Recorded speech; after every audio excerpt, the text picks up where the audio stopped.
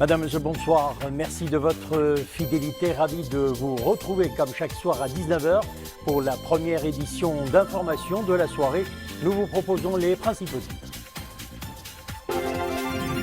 Sommet Climate Change, les acteurs non étatiques étaient en conclave à Agadir. En marge du sommet, plusieurs projets touchant l'environnement ont été présentés dans un espace dédié aux inventions et parmi celles-ci, un échangeur thermique pour lutter contre la pollution de l'air. Le World Food Moscou a ouvert ses portes, salon dédié au secteur alimentaire, agricole et halieutique. Le Maroc y prend part avec une trentaine d'entreprises et associations professionnelles spécialisées dans les fruits et légumes et les produits de la mer. Nouvelle ligne aérienne Casablanca et Essaouira, premier vol opéré hier par la compagnie nationale Royal Air Maroc. La nouvelle liaison se fera à raison de 3 fréquences par semaine. Sommet Climate Change, les acteurs non étatiques en conclave, nous le disions à Agadir. Le sommet a conféré une place prioritaire aux enjeux propres à l'Afrique. Et en marge du sommet, plusieurs projets environnementaux ont été présentés dans un espace dédié aux inventions. Notre équipe s'est intéressée à 3 innovations liées à la protection de l'environnement. Et parmi celles-ci, nous le disions, un échangeur thermique pour lutter contre la pollution et générer une énergie propre. Amjid El-Hallaoui, Nissil Hamdaoui. Lorsque vous prenez une cité, une ville... C'est l'une des inventions révolutionnaires qui pourrait sauver la planète. Un échangeur thermique mis au point pour combattre la pollution industrielle et produire une énergie propre tout en réduisant sa consommation. Derrière cette prouesse technologique, un Marocain, Jawed Zmouri. De cette énergie va être sous forme de la vapeur. J'ai inventé un système qui s'appelle Terrao, qui permet de récupérer de l'énergie des fumées industrielles. Et au lieu d'envoyer les fumées industrielles dans l'atmosphère avec son énergie, donc nous, on va récupérer son énergie et on va nettoyer ces fumées. La voiture, vous pouvez la charger avec une prise domestique. Autre invention, cette fois-ci dans le domaine automobile. Du carburant, cette voiture est passée à l'énergie électrique. Une conversion écolo et économique. C'est la première fois au Maroc qu'une voiture roulant au carburant se transforme en un véhicule 100% électrique. La voiture peut atteindre une vitesse de 120 km à l'heure et peut recharger ses batteries après avoir parcouru 100 ou 130 km. Ces déchets, après recyclage, retrouvent une seconde vie grâce à des femmes entrepreneurs de la région de Souss Massadra. Leur credo, rien ne se perd, tout se récupère et reprend des couleurs et des formes. Nous collectons les déchets, cartons, verre et métal pour en faire des trousses pour écoliers, des brosses, des vases et des toiles. Tout cela avec un seul objectif, préserver l'environnement. D'une simple idée au succès et aux solutions durables. Tel est le processus de l'éco-innovation. Une lueur d'espoir pour un meilleur climat et une meilleure qualité de vie. Et à propos toujours d'environnement, quel lien entre canicule et réchauffement climatique? Dans le monde, les températures sont en croissance chaque année. Au Maroc, la vague de chaleur de cet été est révélatrice d'un phénomène alarmant. Des records de température ont été battus notamment dans les régions Fès, Meknès, Taza et surtout dans la province de Smara, avoisinant les 50 degrés. Les explications sur ce phénomène climatique au Maroc, Sarah Katir. L'été 2017 a été particulièrement chaud. Les vagues de chaleur se poursuivent et se ressemblent et touchent quasiment toutes les parties du royaume. Un nouveau climat caractérisé, selon les spécialistes, par l'augmentation de la température emmagasinée dans les océans. Il y a eu des records qui ont été battus, surtout les régions de Seyss, Fès, Meknès, les régions de Taza, également les régions de Smara, avec des records, surtout la période de juillet, même jusqu'au début de août, il y a eu des records, surtout le 7 août, sur certaines régions intérieures. Il faut dire que généralement, cette hausse des températures ou bien cette vague de chaleur, elle est liée surtout à la remontée des masses d'air chaudes en provenance du sud. Cette hausse des températures est certes saisonnière, il n'en reste pas moins qu'elle est le résultat direct des changements climatiques dont le Maroc n'est pas épargné. Cette chaleur, ça rentre dans la variabilité naturelle du climat, mais on ne peut pas en même temps, c'est-à-dire négliger les changements climatiques et la tendance vers la hausse des températures et même par l'augmentation de nombre de vagues de chaleur et même leur intensité, ce que le rapport du GIEC a déjà observé. Et selon les projections de la 3e communication du Maroc à la Convention cadre des Nations Unies sur les changements climatiques, les températures moyennes annuelles devraient connaître une hausse de 0,5 à 1 degré à l'horizon 2020 sur l'ensemble du royaume. Et les températures resteront justement élevées demain jeudi. Le mercure atteindra les 38 à 42 degrés à Frebn Salah, Rhamna, Sfro et sur les régions sud et sud-est du royaume ainsi que la région du Souss. Vendredi, le thermomètre atteindra les 40 à 43 degrés à Smara, Boujdour, Oued Dahab et Aoussert.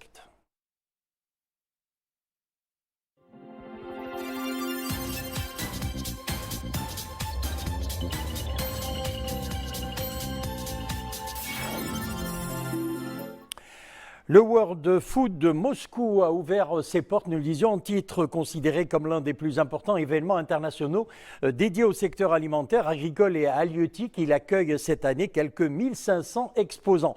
Le Maroc y prend part pour la 4e année consécutive à travers une trentaine d'entreprises et associations de professionnels spécialisés notamment dans les fruits et légumes et les produits de la mer. Soumia Belayachi, Mounia Marouche.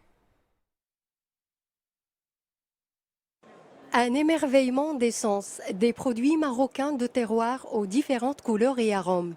Au salon World Food à Moscou, les exposants font découvrir aux visiteurs les 1001 saveurs du Maroc agricole, très prisées par les clients russes.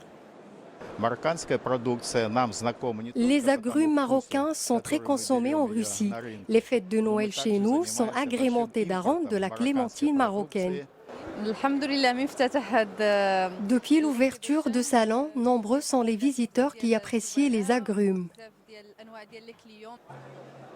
Cette grande messe internationale des produits agroalimentaires, une aubaine pour les professionnels d'agriculture et d'halieutique du monde entier, désireux de faire des affaires juteuses que le marché russe pourrait leur offrir. C'est un marché très important de 120 millions d'habitants. C'est sûr, il y a une demande forte pour les produits agroalimentaires. Dans ce salon, le produit chinois que nous exposons est celui de volaille halal. Le marché russe est très attractif pour les exportations des produits agricoles et halieutiques marocains. En 2016, la valeur totale des échanges commerciaux entre le Maroc et la Fédération de Russie s'est élevée à environ 2,5 milliards de dollars, dont près de 520 millions de dollars d'exportations marocaines, essentiellement d'agroalimentaire. Direction à présent la capitale afghane visée par un attentat suicide. Un kamikaze a fait exploser sa charge près d'un stade de Kaboul où se déroulait un match de cricket. 3 personnes ont été tuées et 5 autres blessées. Le kamikaze se dirigeait vers le stade lorsqu'il a été intercepté par la police au premier des 3 points de contrôle et a déclenché sa charge. Le dernier attentat dans la capitale afghane remonte au 29 août. C'était près d'une agence bancaire. Le bilan était de 5 personnes tuées. Il a été suivi par un autre plus meurtrier au camion piégé qui avait fait 150 morts et 400 blessés. Drame des Rohingyas, le Conseil de sécurité se réunit à huis clos pour discuter de la situation. 370 000 personnes sont arrivées depuis fin août pour fuir les violences en Birmanie. Le haut commissaire de l'ONU aux droits de l'homme avait évoqué lundi, je cite, un exemple classique de nettoyage ethnique. La réunion du Conseil de sécurité s'annonce tendue. Human Rights Watch et Amnesty International ont regretté l'inaction du Conseil de sécurité dans le traitement de la crise. La dirigeante birmane sortira de son silence la semaine prochaine. Une allocution télévisée est prévue pour parler de ce sujet. Et puis, dossier nord-coréen, Pyongyang menace d'accélérer ses programmes militaires en réponse aux sanctions imposées par le Conseil de sécurité de l'ONU après son 6e essai nucléaire. La Corée du Nord redoublera d'efforts pour augmenter sa force afin de protéger la souveraineté du pays et son droit à l'existence, a souligné un communiqué du ministère nord-coréen des Affaires étrangères. Les nouvelles sanctions contre Pyongyang prévoient de limiter les livraisons de brut, l'interdiction de nouveaux permis de travail aux quelques 93 000 Nord-Coréens qui travaillent à l'étranger et l'interdiction des exportations nord-coréennes de textiles. Le président de l'exécutif européen, Jean-Claude Juncker, a placé ou plaidé ce mercredi pour un super ministre européen des Finances, une vieille idée soutenue par le président français Emmanuel Macron, mais qui ne pourra être abordée qu'après les législatives allemandes. Ce ministre européen de l'économie et des finances devrait coordonner l'ensemble des instruments financiers de l'Union européenne lorsqu'un État membre entre en récession ou est frappé par une crise menaçant son économie, a-t-il ajouté.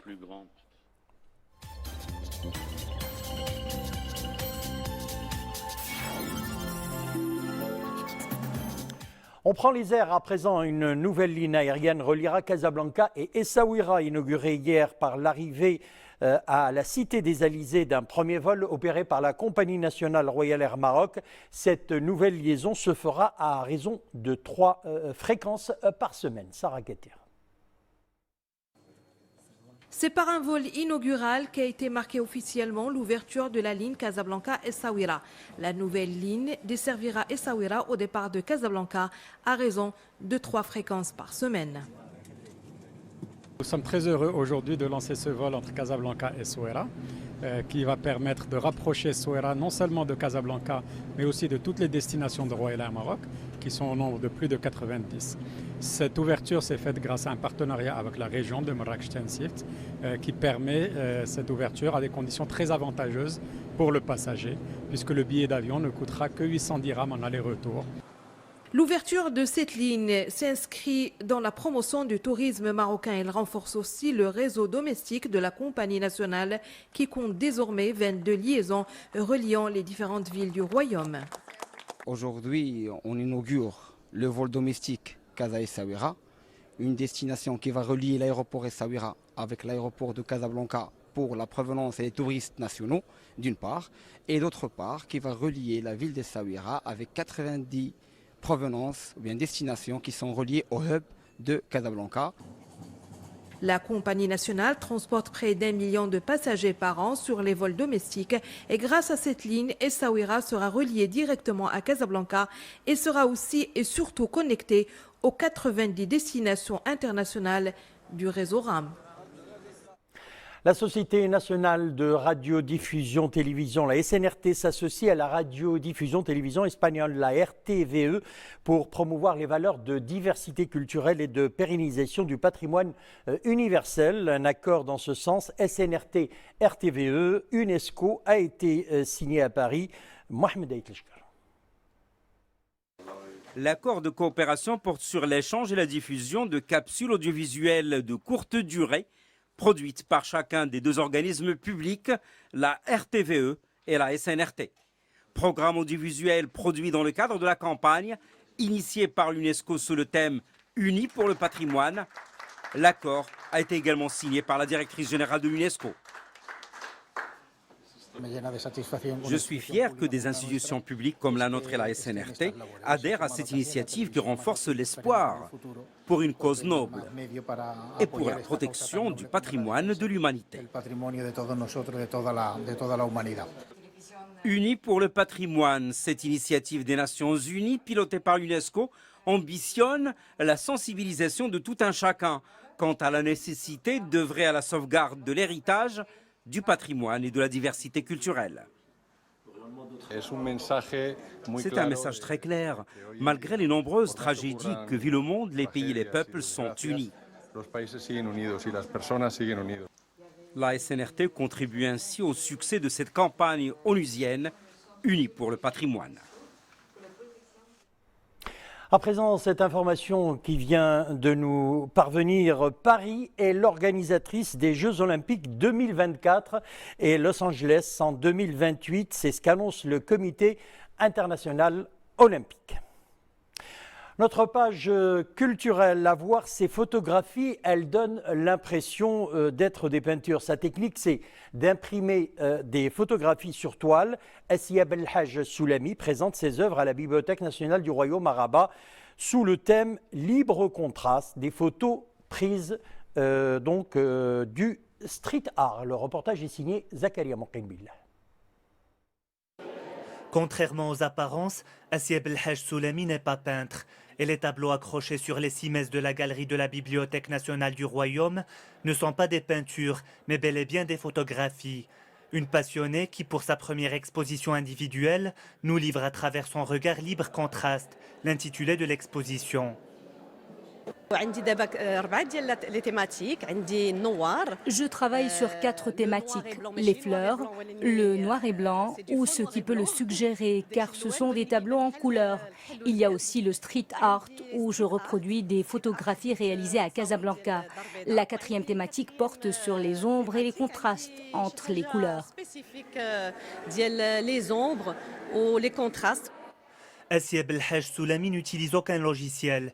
Elle reproduit ce qu'elle voit, aime-t-elle à préciser. Le procédé consiste à imprimer ses photos sur de la toile, une espèce de trempe-l'œil qui en séduit plus d'un. La banquière, une boulimique de photos, peut en prendre 400 au week-end.